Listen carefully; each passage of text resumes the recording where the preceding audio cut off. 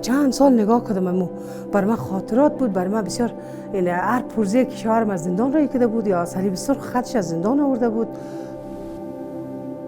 مثل زوری اجناسی که برای تفلکایم جور کرده بود، مثال سرمدانی، مثال در قلم نام بچه های ما کده موره انداخته بود، نشته کرده بود.